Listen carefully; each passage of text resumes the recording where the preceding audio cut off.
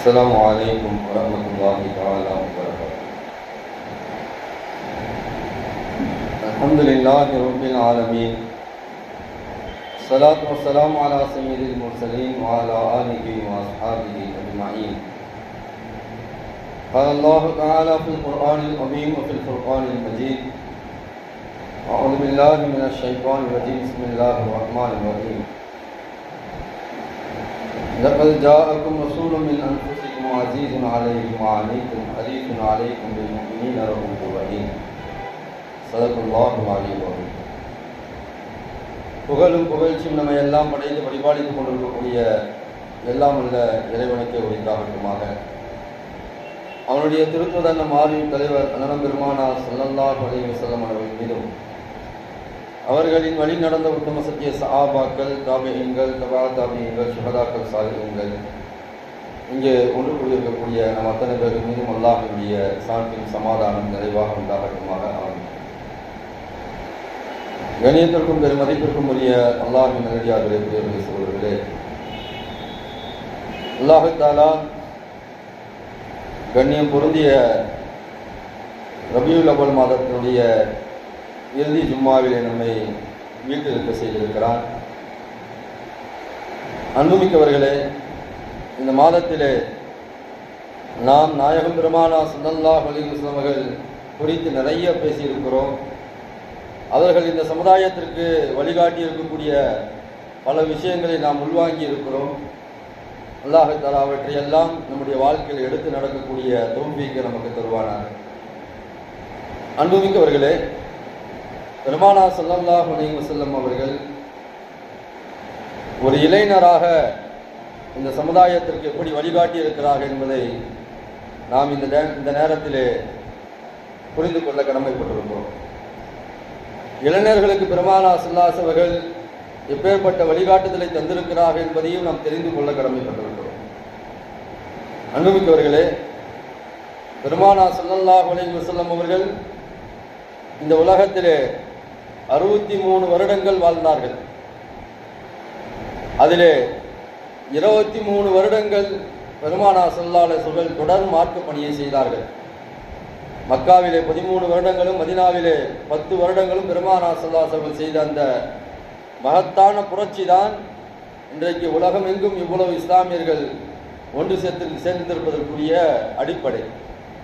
அந்த வகையில் பெருமானார் ஸல்லல்லாஹு அலைஹி வஸல்லம் தன்னுடைய 40 வயதிற்கு பிறகு 23 வருடங்கள் தன்னுடைய மரணம் வரைக்கும் இந்த சமுதாயத்திற்காக வேண்டி எவ்வளவோ செய்திருக்கிறார்கள்.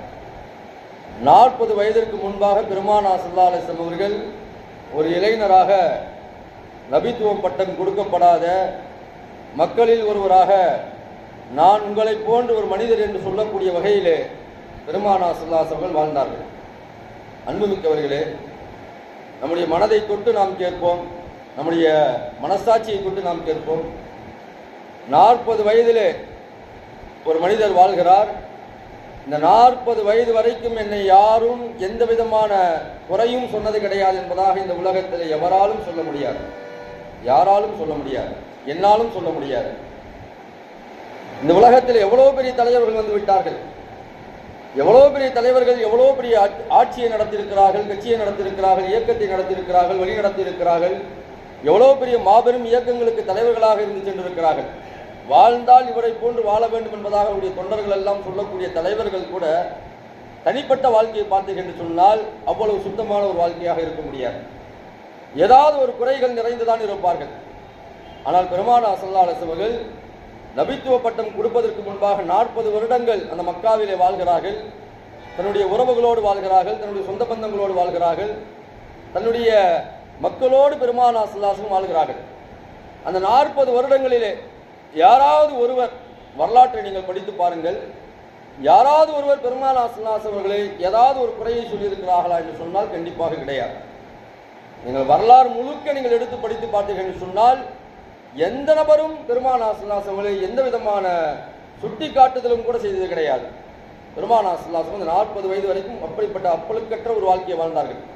அதனால்தான் நபித்துவ பட்டம் கிடைக்கும் போது பெருமானார் ஸல்லல்லாஹு அலைஹி வஸல்லம் அவர்களை அந்த மக்கள் எல்லாம், இதுவரைக்கும் நீங்கள் எங்களோடு இருந்தீர்கள், எங்களோடு வாழ்ந்தீர்கள், இப்போ திடீரென்று ஒரு வேதத்தை எடுத்து வருகிறீர்கள், நீங்கள் இறை தூதர் என்பதாக சொல்கிறீர்கள், அல்லாஹ்வினால் அனுப்பப்பட்ட நபி என்பதாக சொல்கிறீர்கள் என்பதாக பெருமானா ஸல்லல்லாஹு அலைஹி மீது ஒரு விதமான குறையை வைத்தார்கள்.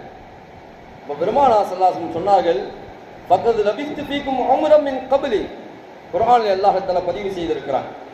பெருமானா ஸல்லல்லாஹு அலைஹி அந்த மக்களை பார்த்து சொல்கிறார்கள், இந்த 40 வருடங்கள் நான் உங்களோடு தான் வாழ்ந்திருக்கிறேன். நபித்துவத்திற்கு எதை பெருமானா ஸல்லல்லாஹு அலைஹி சாட்சியாக வைக்கிறார்கள் என்று சொன்னால், தன்னுடைய 40 வயது வாழ்க்கையை பெருமானா ஸல்லல்லாஹு அலைஹி சாட்சியாக வைக்கிறார்கள். எந்த மனிதர்கள் குறை கேட்டு வந்தார்களோ, எந்த மனிதர்கள் குறை சொல்ல வேண்டும் என்பதாக வந்தார்களோ, அந்த மனிதர்களிடத்திலே பெருமானா ஸல்லல்லாஹு அலைஹி கேட்கிறார்கள், நான் 40 வருடங்கள் உங்களோடு தான் வாழ்ந்திருக்கிறேன். இந்த 40 வருடங்கள் என்னிடத்தில் ஏதாவது குறையை நீங்கள் பார்த்திருக்கிறீர்களா? நான் ஏதாவது பொய் பேசியிருக்கிறேனா? நான் ஏதாவது தவறாக நடந்திருக்கிறேனா என்றெல்லாம் பெருமானா ஸல்லல்லாஹு அலைஹி அந்த மக்களிடத்தில் கேட்கிறார்கள். எல்லோரும் இஸ்லாமியர்கள் அல்ல, குறை சொல்ல வரக்கூடியவர்கள் அத்தனை பேர்களும் இறை மறுப்பாளர்கள்.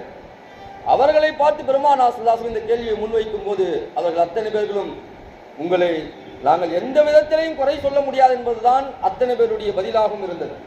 யாரும் பெருமானா ஸல்லல்லாஹு அலைஹி குறை சொல்லவில்லை. அவ்வளவு பெரிய இது அபூஜகலே சொல்லுகிறான், நான் பெருமானாரை அவர் பொய் சொல்லக்கூடியவர் என்பதாக சொல்ல மாட்டேன், அவர் தவறான முறையில் நடந்து கொண்டவர் என்பதாக சொல்ல மாட்டேன், அவர் இப்படிப்பட்டவர் அப்படிப்பட்டவர் என்பதாக எந்த விதமான குறையும் அவர் மீது வைக்க மாட்டேன். விமர்சனத்திற்கு அப்பாற்பட்டவர் பெருமானா ஸல்லல்லாஹு அலைஹி வஸல்லம். அதாவது இது மாதிரியான விமர்சனத்திற்கு, தவறான விமர்சனத்துக்கு அப்பாற்பட்டவர் பெருமானா ஸல்லல்லாஹு அலைஹி வஸல்லம். அதனால் அவர்கள் மீது எந்த விதமான குறையும் நான் வைக்க மாட்டேன் என்பதாக இஸ்லாத்தின் மிகப்பெரிய விரோதியாக, பெருமானாருக்கு மிகப்பெரிய சவாலாக இருந்த அபூஜகல் பெருமானாரை குறித்து அவருடைய மக்களிடத்தில் பேசிய வார்த்தைகள் எல்லாம் இன்றும் ஹதீஸிலே பதிவு செய்யப்பட்டிருக்கிறது. எதிரிகள் கூட பெருமானா ஸல்லல்லாஹு அலைஹி வஸல்லம் கை நீட்டி பேசவில்லை. ரசூலுல்லாஹ் தன்னுடைய 40 வயதை சாட்சியாக வைக்கிறார்கள். நான் 40 வருடங்கள் உங்களோடு தான் வாழ்ந்திருக்கிறேன். அந்த 40 வருடங்கள் என்பது இளமை பருவம். அல்லாஹ் தஆலா குர்ஆனிலே அதையும் அழகாக சொல்லுகிறான். நீங்கள் 40 வயதை அடைந்து விட்டால் என்ன செய்ய வேண்டும்? ஹத்தா இதா பலக 40 சனத்தன் قال ربي اوزعني ان اشكر نعمتك التي انعمت علي. இந்த 40 வருடங்கள் என்னை இந்த உலகத்திலே வாழ வைத்த யா அல்லாஹ், உனக்கே நான் நன்றி செலுத்துகிறேன். 40 வருடங்களை ஒரு மனிதர் கடக்கிறார் என்று சொன்னால் உண்மையிலேயே அவர் அல்லாஹ்விற்கு மிகப்பெரிய நன்றி செலுத்த வேண்டும். மிகப்பெரிய ஒரு நியாமத்தை யா அல்லாஹ் நீ எனக்கு செய்திருக்கிறாய், நான் அதற்காக வேண்டி உனக்கு நான் நன்றி செலுத்துகிறேன். வாலா வாலிதைய, தன்னுடைய பெற்றோர்களுக்காக வேண்டி துவா செய்ய வேண்டும். 40 வயதை நாம் கடந்து விட்டோம் என்று சொன்னால் நம்முடைய பெற்றோர்களுக்காக வேண்டியும் நாம் துவா செய்ய வேண்டும் என்பதாக திருமறை சொல்கிறது. வஅன் அமல சாலிஹன் தர்லாஹு, யா அல்லாஹ் நான் சாலிஹான அமல்களை செய்வதற்கு நீதான் எனக்கு பாக்கியம் அளித்தாய், உனக்கே புகழ் அனைத்தும், உனக்கே நன்றி அனைத்தும் என்பதாக 40 வயதை ஒரு மனிதர் தொடும்போது இதையெல்லாம் சொல்ல வேண்டும் என்பதாக குர்ஆன் வழிகாட்டுகிறது. அப்பேற்பட்ட அந்த 40 வயதிலே நின்று பெருமானா ஸல்லல்லாஹு அலைஹி வஸல்லம் பேசுகிறார்கள், என்னுடைய இளமையை நான் உங்களுக்கு சாட்சியாக வைக்கிறேன். என்னுடைய இளமை பருவத்திலே நான் ஏதாவது தவறான முறையில் நடந்திருக்கிறேனா, ஏதாவது நான் குற்றம் செய்திருக்கிறேனா, குறை செய்திருக்கிறேனா?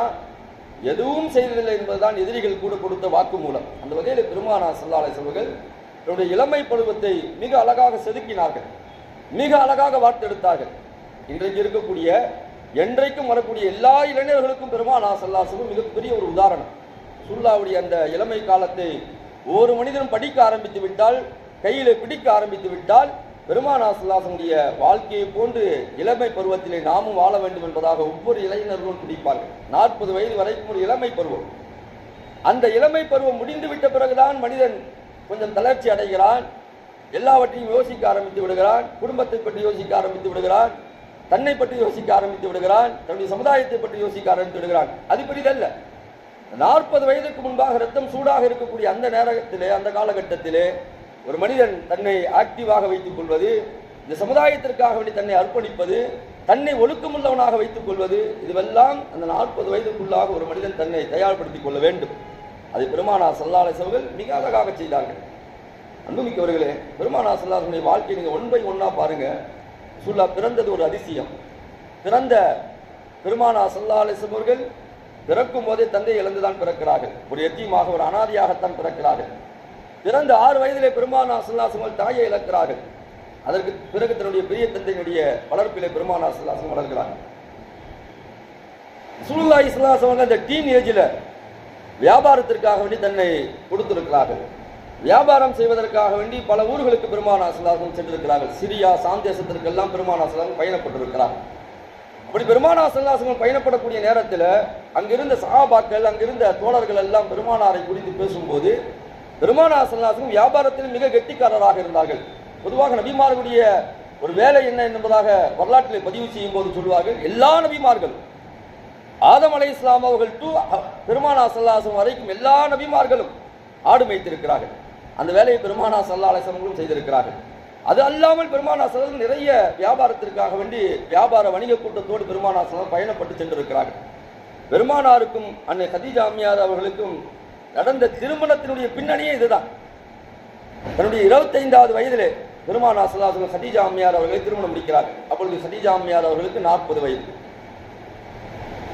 பெருமானார் ஸல்லல்லாஹு அலைஹி வஸல்லம் எப்படி அன்னை கதீஜா அம்மையார் அவர்கள் பிரியப்பட்டார்கள் என்று சொன்னால், தன்னுடைய சொந்தக்காரர்களோடு பெருமானார் ஸல்லல்லாஹு அலைஹி வஸல்லம் வியாபாரத்திற்காக வேண்டி அன்னை கதீஜா அம்மையார் அவர்கள் அனுப்பி வைக்கிறார்கள். கதீஜா அம்மையார் அவருடைய பெயரை சொல்லும் போதே சீமாட்டி என்பதாக சொல்வார்கள். மிகப்பெரிய ஒரு தொழிலதிபர், மிகப்பெரிய ஒரு வணிக வியாபாரி, மிகப்பெரிய சொத்திற்குரியவர், மிகப்பெரிய செல்வத்திற்குரியவர். அன்னை கதீஜா அம்மையார் அவர்கள் நிறைய வியாபாரங்களை செய்திருக்கிறார்கள். தன்னுடைய சொந்தக்காரர்களோடு பெருமானார் ஸல்லல்லாஹு அலைஹி வஸல்லம் அந்த வியாபாரத்திற்கு ஷாம் தேசத்திற்கு அனுப்பி வைக்கிறார்கள். பெருமானார் ஸல்லல்லாஹு அலைஹி வஸல்லம் செய்கிறார்கள். எந்த பொய்யும் பேசவில்லை. வியாபாரத்தில் இன்னைக்கு நிறைய பொய்கள் பேசப்படுகிறது. அது மாதிரியான எந்த பொய்களும் பேசப்படவில்லை. ரசூலுல்லாஹி ஸல்லல்லாஹு அலைஹி வஸல்லம் என்ன இருக்கிறதோ அதை சொல்லி அழகான முறையில், மிக நேர்த்தியான முறையில் இருக்கிறார்கள். இதையெல்லாம் பார்த்து கொண்டிருந்த அன்னை கதீஜா அம்மையாருடைய சொந்தக்காரர், உறவுக்காரர் என்ன செய்கிறார்கள் என்று சொன்னால், பெருமானார் ஸல்லல்லாஹு அலைஹி வஸல்லம் குறித்து அன்னை கதீஜா அம்மையார் அவர்களிடத்தில் சொல்லுகிறார், ரசூலுல்லாஹி ஸல்லல்லாஹு அலைஹி வஸல்லம் அவர்கள் இந்த இளைஞர் மிக அழகான முறையில் வியாபாரம் செய்கிறார், மிக தெளிவான முறையில் வியாபாரம் செய்கிறார், உண்மையை பேசி வியாபாரம் செய்கிறார், மிக சிறந்த ஒரு வியாபாரியாக இவர் இருக்கிறார் என்பதாக பெருமானாரை குறித்து அன்னை கதீஜா அம்மையார் அவர்களிடத்தில் நிறைய விஷயங்களை சொல்கிறார். கதீஜா அம்மையார் அவர்களுக்கு பெருமானாரின் மீது ஒரு அன்பு ஏற்பட்டு, ஒரு பாசம் ஏற்பட்டு, பெருமானாரை திருமணம் முடிக்க வேண்டும் என்பதாக அவர்கள் உந்துதலுக்குள்ளாகிறார்கள். அதை தன்னுடைய உறவுக்கார பெண்மணி இடத்தில் சொல்லி, பெருமானாரை திருமணம் செய்ய வேண்டும் என்ற ஒரு நாட்டம் எனக்கு இருக்குது என்பதாக அன்னை கதீஜா அம்மையார் அவர்கள் சொல்கிறார்கள். அன்புமிக்கவர்களே, இது முதல் திருமணம் அல்ல அன்னை கதீஜா அம்மையார் அவர்கள். இந்த இடத்திலே முஃபஸ்ஸிரீன்கள், முஹத்திஸீன்கள் விளக்கம் சொல்வார்கள். ரசூலுல்லாஹி ஸல்லல்லாஹு அலைஹி வஸல்லம் வியாபாரத்தில் மிக சிறந்தவர்களாக இருந்தார்கள் என்பதற்காக வேண்டி அன்னை கதீஜா அம்மையார் அவர்கள் திருமணம் முடித்தார்கள். ஆனால் பெருமானாருடைய ஒரு பெருந்தன்மை என்னவென்று சொன்னால், தான் 25 வயது இருக்கும்போது 40 வயது ஒரு பெண்மணியை திருமணம் முடிக்கிறார்கள். முதல் திருமணம் அல்ல, இரண்டாவது திருமணமும் அல்ல, மூன்றாவது திருமணம் அன்னை கதீஜா அம்மையார் அவர்களுக்கு. ஏற்கனவே 2 கணவன்களுக்கு வாக்குப்பட்டு அந்த 2 கணவன்களும் இறந்து விதவியாக ஆகி, இப்பொழுது அன்னை கதீஜா அம்மையார் அவர்கள் பெருமானார் ஸல்லல்லாஹு அலைஹி வஸல்லம் திருமணம் முடிக்க நாடுகிறார்கள். ரசூலுல்லாஹி ஸல்லல்லாஹு அலைஹி வஸல்லம் அந்த அழைப்பை ஏற்றுக்கொண்டார்கள். அதற்கு பிறகுதான் திருமணம் நடந்தது. அதனால்தான் முஹத்திஸீன்கள் சொல்வார்கள், பெருமானார் ஸல்லல்லாஹு அலைஹி வஸல்லம் இளமை பருவத்திலே, இன்னைக்கு நிறைய ஆட்டம் போடுகிறார்களே, இளமை பருவம் அந்த ரத்தம் சூடாக இருக்கும்போது என்னென்னமோ ஆட்டம் போட்டு விடுகிறார்கள். 40 வயது ஆகிவிட்ட பிறகு சுப்ஹானல்லாஹ், அல்ஹம்துலில்லாஹ், அக்பர், பள்ளிவாசல் தொழுக, நோன்பு, ஜக்காத்து, ஹஜ்ஜு, அப்படி இப்படின்னு சொல்லி 40 வயசுக்கு பிறகு என்ன செய்யணும், ரொம்ப அல்லாஹ்வோட தொடர்பு. அது முன்னாடி இருக்கக்கூடிய அந்த பாஸ்ட் லைஃப் எடுத்து பார்த்தோன்னு சொன்னா நம்ம பக்கத்துல கூட போய் நிற்க முடியாது, அந்த அளவுக்கு ரொம்ப மோசமா இருக்கும். அப்படிப்பட்ட வாழ்க்கை பெருமானார் ஸல்லல்லாஹு அலைஹி வஸல்லம் வாழவில்லை. எழுதுவார்கள், சொல்லுவார்கள், பெருமானாருடைய பத்தினித்தனத்திற்கு மிகப்பெரிய ஒரு உதாரணம் பெருமானார் ஸல்லல்லாஹு அலைஹி வஸல்லம் என்னுடைய 25 வயது இருக்கும்போது அதற்கு கீழே இருக்கக்கூடிய ஒரு பெண்மணியை திருமணம் முடித்திருக்கிறார். இன்னைக்கு குறை சொல்கிறார்களே, அன்னை ஆயிஷா ரலியல்லாஹு அன்ஹா திருமணம் முடித்தார் என்பதாக குறை சொல்கிறார்கள். ரசூலுல்லாஹி ஸல்லல்லாஹு அலைஹி வஸல்லம் 25 வயதிலே நினைத்திருந்தால் யாரை பெண் கேட்டிருந்தாலும் யாரும் கொடுத்திருப்பார்கள், யாரும் பெண் கொடுத்திருப்பார்கள். தன்னை விட வயதிலே குறைந்த பெண்மணியை திருமணம் முடித்திருக்கலாம். ஒரு 100 வருஷத்துக்கு முன்னாடி, 50 வருஷத்துக்கு முன்னாடியே, ஏன் நம்முடைய காலத்திற்கு, நம்முடைய தாத்தாவுடைய காலத்தில் என்ன செஞ்சிருக்கிறாங்க, 13 வயசு 14 வயசு பெண்களை எல்லாம் திருமணம் முடித்திருக்கிறார்கள். நான் சொல்வது 1500 வருடங்களுக்கு முன்பாக உள்ள ஒரு வாழ்க்கை. எத்தனை வயதெல்லாம் கணக்கிட்டுக் கொள்ள வேண்டிய அவசியம் இல்லை. வயதுக்கு வந்து விட்டாலே திருமணம் முடித்து விடலாம். அப்பேற்பட்ட ஒரு காலம் அது. கேட்டிருந்தால் கொடுத்திருப்பார்கள். ஆனால் ரசூலுல்லாஹி ஸல்லல்லாஹு அலைஹி வஸல்லம் 25 வயது இருக்கும்போது 40 வயது இருக்கக்கூடிய அந்த அன்னை கதீஜா அம்மையார் அவர்களை திருமணம் முடிக்கிறார்கள். இந்த ரசூலுல்லாஹ்வுடைய இளமை பருவத்திலே இளைஞர்களுக்கு நான் சொல்லுகிறேன், இன்னைக்கு நாம் தடம் புரண்டு வழி மறந்து தவறான பாதையிலே செல்லக்கூடிய இளைஞர்களுக்கு நாம் சொல்கிறோம். ரசூலுல்லாஹி ஸல்லல்லாஹு அலைஹி வஸல்லம் இளைஞர்களை பார்த்து சொல்கிறார்கள், யா மாஷர ஸபாப், ஓ இளைஞர்களே, ஓ வாலிப கூட்டமே, மனிஸ்ததா மின்குமுல் பாஅத, உங்களில் யார் திருமணம் செய்வதற்கு சக்தி பெற்றிருக்கிறார்களோ, உடலாலும் பொருளாலும் யார் சக்தி பெற்றிருக்கிறார்களோ அவர்கள் திருமணம் செய்து கொள்ளுங்கள். யார் திருமணம் செய்வதற்குரிய சக்தியை பெறவில்லையோ நீங்கள் நீங்கள் நோன்பை வைத்துக் கொள்ளுங்கள், அது உங்களுக்கு பாதுகாப்பு என்பதாக ரசூலுல்லாஹி ஸல்லல்லாஹு அலைஹி வஸல்லம் சொல்கிறார்கள். இளைஞர்களுக்கு பெருமானார் ஸல்லல்லாஹு அலைஹி வஸல்லம் என்ன சொல்கிறார்கள் என்று சொன்னால், திருமணத்தினுடைய நாட்டம் உங்களுக்கு வந்துவிட்டது என்று சொன்னால் ஹலாலான முறையில் உங்களுடைய வீட்டிலே நீங்கள் சொல்லி ஒரு நல்ல பெண்மணியை பார்த்து, பெண்ணுக்கும் இதே தான், உங்களுக்கு அந்த திருமணத்தினுடைய நாட்டம் வந்து விட்டது என்று சொன்னால் வீட்டிலே சொல்லி ஒரு நல்ல ஆண் மகனை தேர்ந்தெடுத்து நீங்கள் திருமணம் முடித்து ஹலாலான வாழ்க்கையை வாழுங்கள். இன்னைக்கு நீங்க பார்த்தீங்கன்னு சொன்னா ஹராமான வாழ்க்கை தான் நிறைந்து இருக்கிறது. இளைஞர்களுக்கு பெருமானார் ஸல்லல்லாஹு அலைஹி வஸல்லம் மிகப்பெரிய ஒரு பாடத்தை நமக்கு சொல்லிக் கொடுக்கிறார்கள். 25 வயசுல பெருமானார் ஸல்லல்லாஹு அலைஹி வஸல்லம் திருமணம் முடித்தார்கள். 40 வயது பெண்மணியை ரசூலுல்லாஹி ஸல்லல்லாஹு அலைஹி வஸல்லம் 50 வயசு வரைக்கும் அந்த அம்மாவோடு தான் வாழ்ந்தார்கள். அதற்கு பிறகுதான் மீதி 10 திருமணங்களும் அதுக்கு பிறகுதான் நடைபெற்றது. அன்னை கதீஜா அம்மையார் அவர்கள் பெருமானாருடைய 51வது வயதிலே மரணிக்கிறார்கள். 51வது வயசுக்கு பிறகுதான் பெருமானார் ஸல்லல்லாஹு அலைஹி வஸல்லம் படிப்படியாக ஒவ்வொரு திருமணமாக செய்கிறார்கள். இதிலேயும் கூட பலரும் விதவையாக்கப்பட்டவர்கள் தான், யாரும் புதிதாக திருமணம் செய்யப்பட்டவர்கள் அல்ல. இதிலேயும் பல பெண்களும் விதவையாக்கப்பட்டவர்கள் தான். அன்னை ஆயிஷா அம்மையார் அவர்கள் மட்டும்தான் இளம் வயதிலே திருமணம் முடிக்கப்பட்டார்கள். அதற்கு பல காரணங்கள் இருக்கிறது. அபூபக்கர் ரலியல்லாஹு அன்ஹு அதை விரும்பினார்கள், அல்லாஹ்வும் அதை விரும்பினான். அதன் மூலமாகத்தான் இன்றைக்கு அன்னை ஆயிஷா அம்மையார் அவர்கள் மூலமாக இந்த சமுதாயத்திற்கு கிட்டத்தட்ட 2210 ஹதீஸ்கள் கிடைத்திருக்கிறது. வேற எந்த பெண்மணி இடத்திலும் எந்த மனைவிடத்திலும் இவ்வளவு ஹதீஸ்கள் கிடைக்கவில்லை.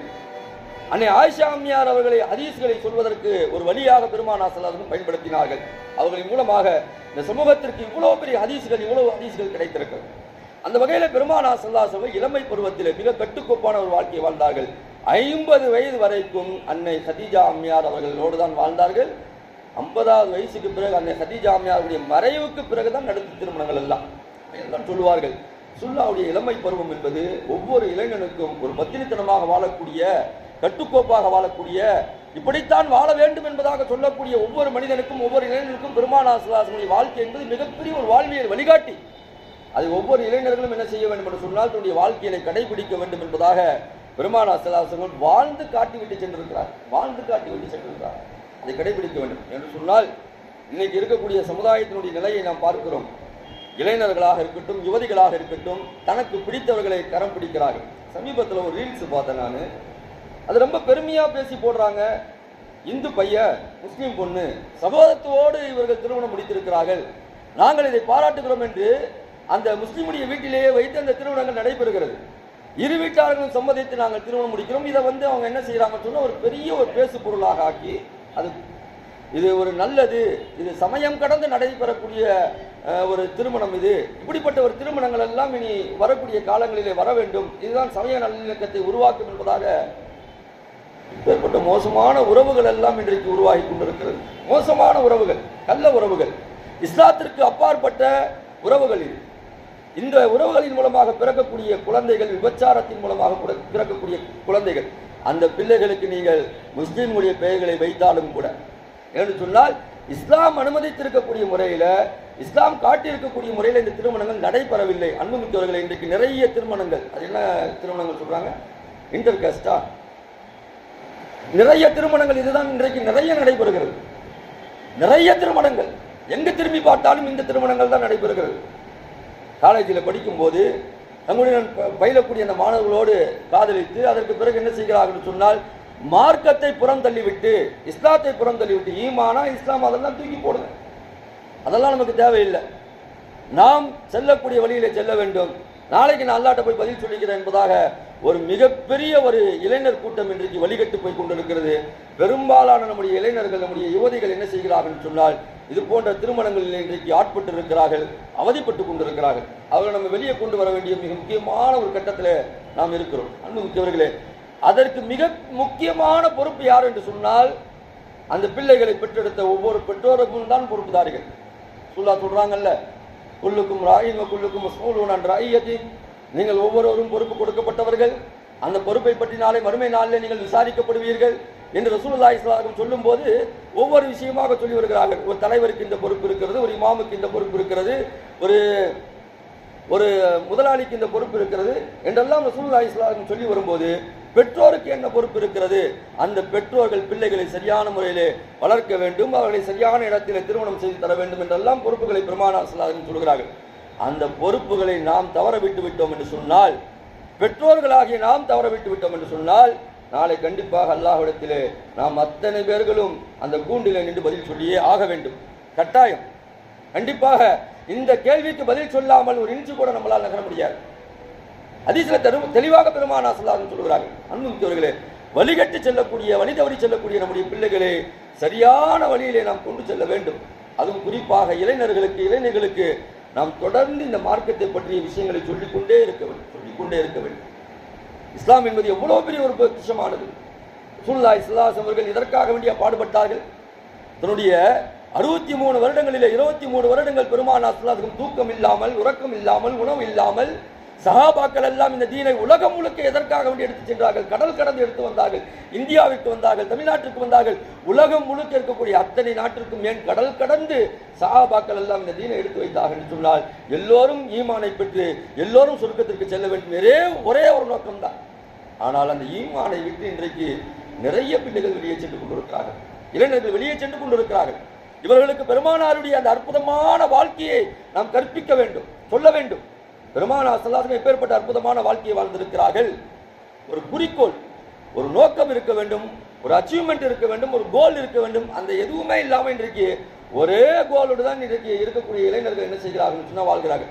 நான் பிடித்ததை செய்ய வேண்டும், எனக்கு பிடித்ததை நான் செய்ய வேண்டும், நான் யாரை விரும்புகிறேனோ அவர்களை திருமணம் செய்ய வேண்டும். அவர்கள் ஈமான் உள்ளவர்களா, ஈமான் அல்லாதவர்களா எல்லாம் பார்க்கறது கிடையாது.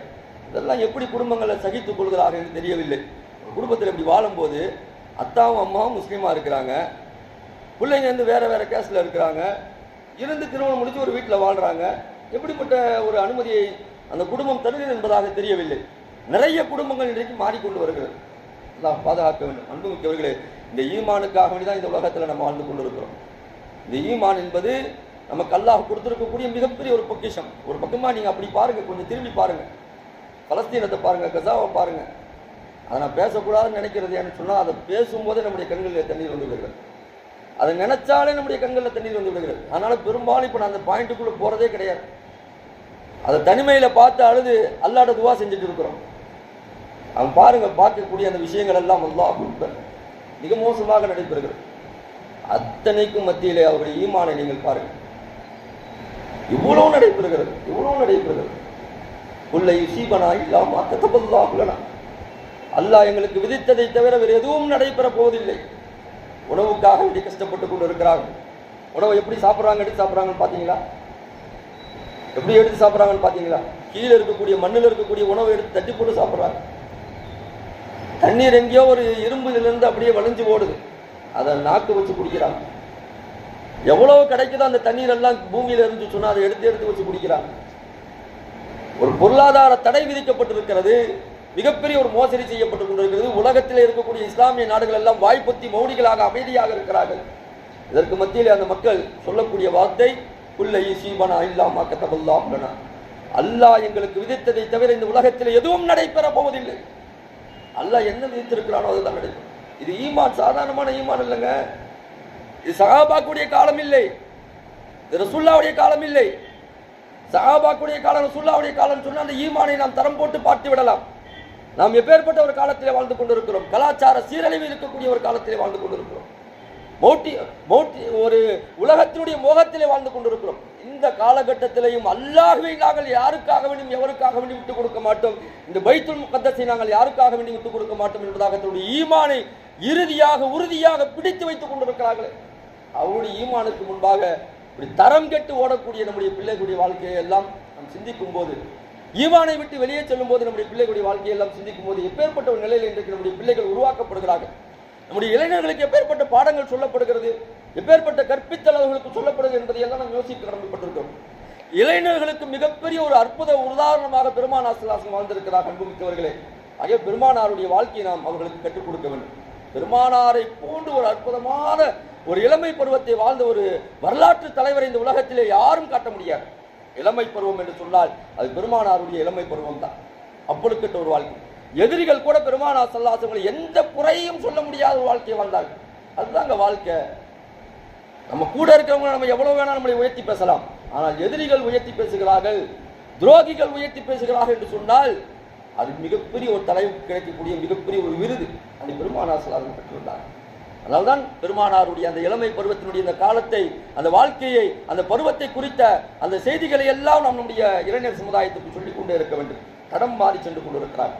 அது மோசமான வாழ்க்கையெல்லாம் இன்னைக்கு வருது. மோசமான வாழ்க்கை, எல்லாம் டேட்டிங்கு, சேட்டிங்கு, அது இதுன்னு நீங்கள் பார்த்தீங்கன்னு சொன்னால் அந்த லிவிங் டுகெதர் வாழ்க்கை, மோசமான வாழ்க்கைக்கு இன்னைக்கு நம்முடைய இளமை சமுதாயம், நம்முடைய இளைஞர் சமுதாயம், குறிப்பாக நம்முடைய இஸ்லாமிய சமுதாயம் ஆட்பட்டு விட்டது. எதையும் பார்க்க முடியவில்லை.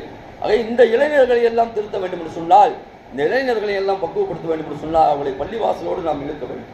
பள்ளிவாசலோடு அவர்களை நாம் கட்டமைக்க வேண்டும். பெருமானார் ஸல்லல்லாஹு அலைஹி வஸல்லம் தன்னுடைய இளமை பருவத்திலே ஹில்ஃபுல் ஃபுதூல் என்று சொல்லப்படக்கூடிய ஒரு அமைப்பை உருவாக்கினார்கள். இளைஞர்களை ஒன்று சேர்த்தார்கள்.